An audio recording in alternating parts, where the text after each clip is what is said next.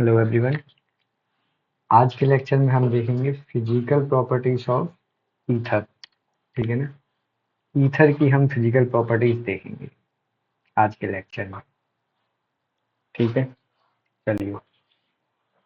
The CO bond in ether are polar and thus ether have a net dipole moment. The big polarity of ether The big polarity of ether do not appreciably affect their boiling point, which are comparable to those of alkanes of comparable molecular mass but are much lower than the boiling point of alcohols in following cases। अब देखो क्या है, कोई भी ether ले लिया, मान लो हमने ये ले लिया,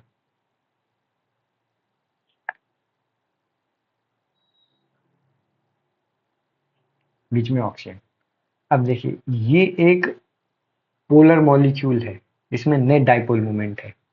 यहाँ पे भी कार्बन है, यहाँ पे भी कार्बन। अब एक ऑक्सीजन दो कार्बन से अटैच्ड है, ठीक है ना।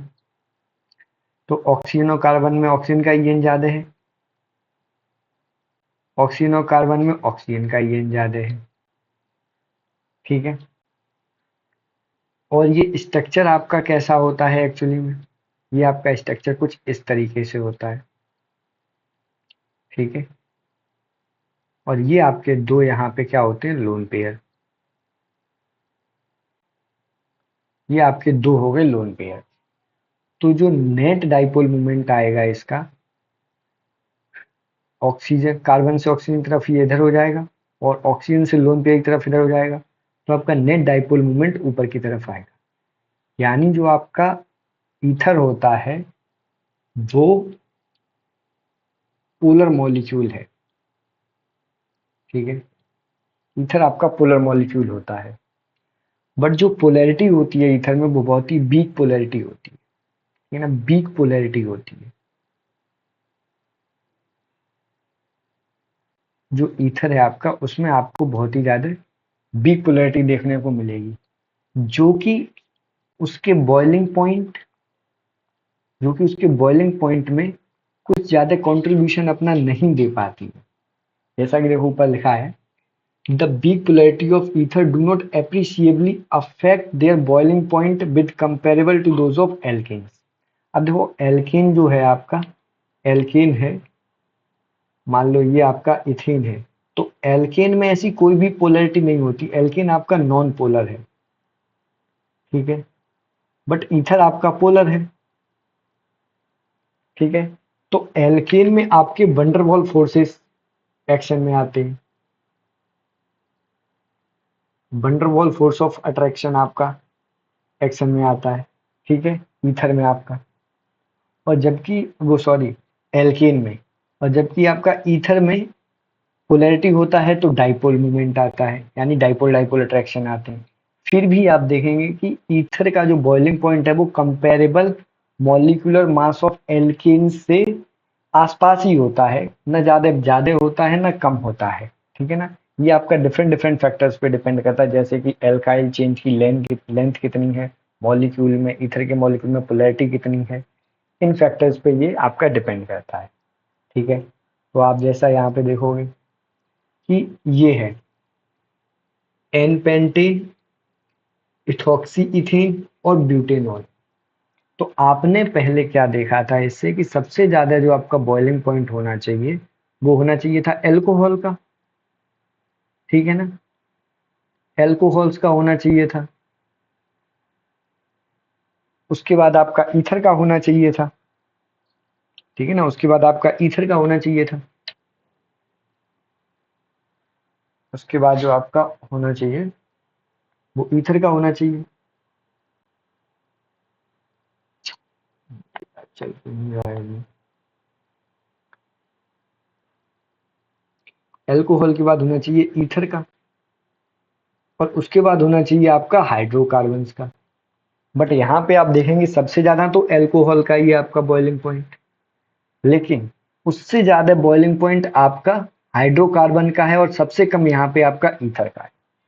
तो यही चीज मैं आपको बता रहा था, जब वहां पे था इथेनॉल, मिथॉक्सी मीथेन था और प्रोपेन था, तब वहां पे आपने देखा था कि ईथर का बॉइलिंग पॉइंट है वो हाइड्रोकार्बन से ज्यादा है, लेकिन यहाँ पे आपका जो हाइड्रोकार्बन है एल्केन, उसका बॉइलिंग पॉइंट है वो आपके ईथर से ज्यादा है। तो इसमें बॉइलिंग पॉइंट का करेक्ट ऑर्डर क्या हो जाएगा? बॉइलिंग पॉइंट का आपका जो करेक्ट ऑर्डर हो जाएगा,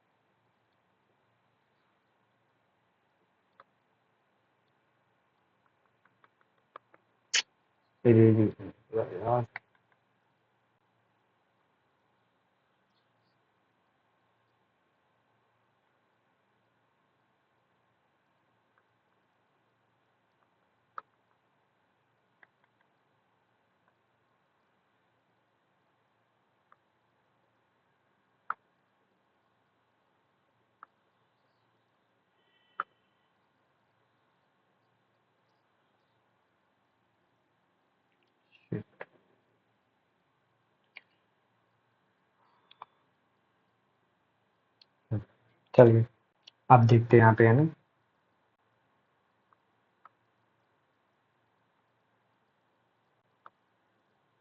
चलिए, तो सबसे ज्यादा जो आपका बॉइलिंग पॉइंट हो जाएगा वो किसका हो जाएगा? एल्कोहल का। उसके बाद हो जाएगा आपका एल्केन का, और सबसे कम हो जाएगा आपका ईथर का। ठीक है, इसमें ये ऑर्डर आएगा और ये ऑर्डर आपको याद ही रखना पड़ेगा। अब देखो, the large difference in boiling point of alcohols and ether is due to the presence of hydrogen bonding in alcohol. अब देखो, एल्कोहल और ईथर में जो डिफरेंस है वो किसकी वजह से आ रहा है? वो आ रहा है एच बॉन्डिंग की वजह से। क्योंकि आपको पता है कि एल्कोहल में हाइड्रोजन बॉन्डिंग होता है और ईथर में नहीं होता है। तो जो बॉइलिंग पॉइंट है वो आपका एल्कोहल का ज्यादा होगा एज कम्पेयर टू ईथर। वही यहाँ पे लिखा हुआ है इस वाले पॉइंट में। ठीक है, अब देखो आगे, the miscibility of ether, the miscibility of ether with water resemble those of alcohols of same molecular masses. यानी अगर आप सेम मॉलिक्यूलर मास का एल्कोहल लेंगे और सेम मॉलिक्यूलर मास का आप ईथर लेंगे, तो जो वाटर में उसका सॉल्युबिलिटी है वो एक जैसा ही आएगा। उसका रीजन क्या है? क्योंकि वाटर के साथ में दोनों के दोनों आपको हाइड्रोजन बॉन्डिंग करते हुए दिखाई देंगे, इंटरमॉलिक्यूलर हाइड्रोजन बॉन्डिंग। कैसे? जैसे अब मान लो एल्कोहल का तो आपको पता ही है, ROH हो गया एल्कोहल, और वाटर होता है क्या? HO और H। ठीक है ना। तो देखो, ये ऑक्सीजन आपका वाटर के इससे कर लेगा एच बॉन्डिंग, और जो ये आपका हाइड्रोजन है वो आपका इस वाले ऑक्सीजन से कर लेगा एच बॉन्डिंग। तो यहाँ पे आपको एल्कोहल और वाटर के बीच में इंटरमॉलिक्यूलर हाइड्रोजन बॉन्डिंग देखने को मिली। वैसे ही अगर आप देखेंगे कि ये हो गया आपका ईथर, ठीक है ना, तो इसके साथ में आप देखोगे वाटर जो है उसका हाइड्रोजन है वो इसके साथ में एच बॉन्डिंग आपको करता हुआ दिखाई देगा। ठीक है ना। और ये दूसरा हो गया आपका ईथर का मॉलिक्यूल, ये दूसरे वाटर के साथ में एच बॉन्डिंग करता हुआ दिखाई देगा। ठीक है, हाइड्रोजन दूसरे वाटर के हाइड्रोजन के साथ में। तो आपने क्या देखा कि दोनों के दोनों, चाहे ईथर हो या एल्कोहल हो, वो वाटर के साथ में एच बॉन्डिंग करते हैं और इसी वजह से दोनों के दोनों मिसबल होते हैं, सेम मॉलिक्यूलर मास के एल्कोहल और ईथर। ठीक है, देखो, both ethoxyethane and butanol are miscible almost at same extent. ठीक है ना। ऊपर भी बोल रखा है कि सेम मॉलिक्यूलर मास के जो ईथर और एल्कोहल से, याद रखना आप, सेम मॉलिक्यूलर मास के होने चाहिए, तो ही वो वाटर के साथ में मिसेबल होंगे almost two the same extent. यानी दोनों लगभग बराबर बराबर मिसेबल होंगे, जितना वाटर, जितना एल्कोहल वाटर के साथ में मिसेबल होगा उतना ही ईथर भी है।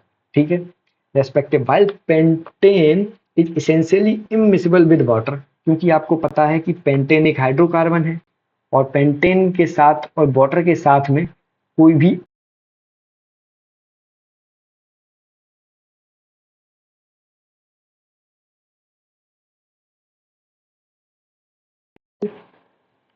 This is due to the fact just like alcohols oxygen of ether can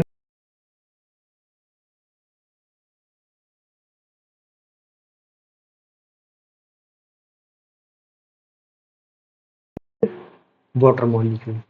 ठीक है, आई होप अब आपको ये सारी चीजें क्लियर हो गई होंगी। ठीक है, अब मैं आपको एक बार जो आपका ईथर है उसका मैं आपको फुल समरी बता दे रहा हूँ। ठीक है,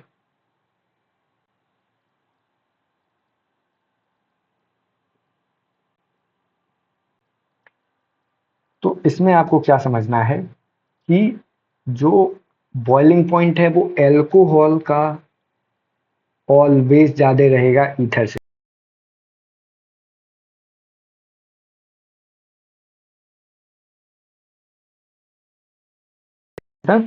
ज्यादा रहेगा आपका। ठीक है, ये चीज हो गई आपकी। आप समझो आप कि अब एल्कोहल, ईथर और हाइड्रोकार्बन के बारे में अगर मैं बात करूं आपका, तो उसमें आप देखेंगे कि एन पेंटेन हो गया, इथॉक्सी इथीन हो गया और ब्यूटेनॉल हो गया। तो इसमें आपका एल्कोहल का ज्यादा होगा, यानी कि सबसे ज्यादा किसका होगा, ब्यूटेनॉल का होगा।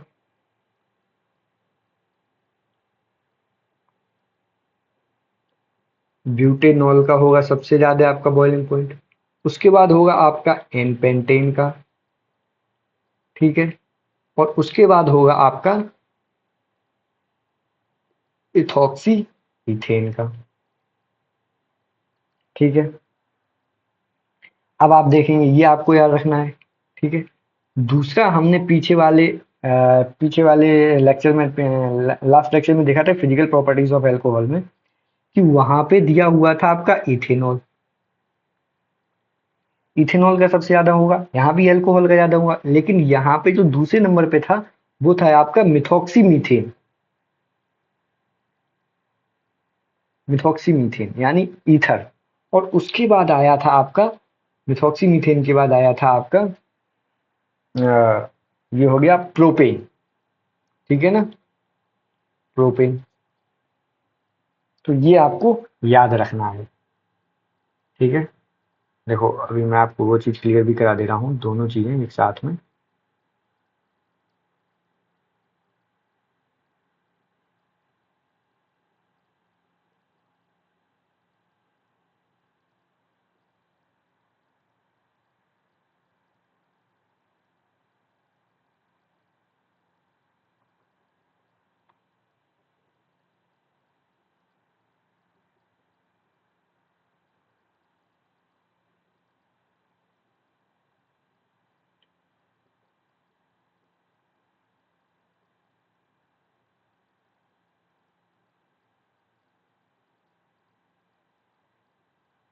ये देखिए ये आपका आ गया। ठीक है ना, ये देखिए इथेनॉल, उसके बाद मिथॉक्सी मीथेन, फिर प्रोपेन। तो आपको ये तीन चीजें, ये दो एग्जाम्पल तो आपको बहुत अच्छे से याद ही रखने हैं। ठीक है ना, और लास्ट में बॉइलिंग पॉइंट की बात आई थी, जो सॉरी लास्ट में आई थी आपकी सॉल्युबिलिटी की बात। तो सॉल्युबिलिटी में आपने देखा था कि जो आपका एल्कोहल है और ईथर है सेम मॉलिक्यूलर मास के, वो वाटर में सेम एक्सटेंट पे सॉल्युबल होंगे। क्यों? क्योंकि दोनों की दोनों वाटर के साथ में हाइड्रोजन बॉन्डिंग बना लेते हैं। ठीक है, ये चीज हो गई,